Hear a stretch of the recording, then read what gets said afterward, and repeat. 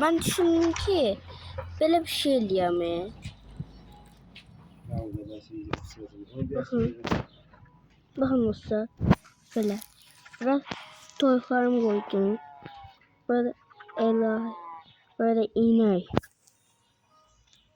Saman. Bakın buranın samanla kapladım. İnekler. Toylar. Bazıları çıkacak. Bazıları ele.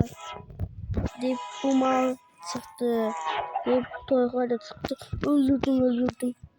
Ya da buraya geldiler. Öldürdüm.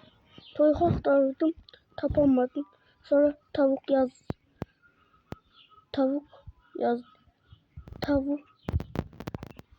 Mesela yazdım çıktı. Tavuk. Yazdım çıktı.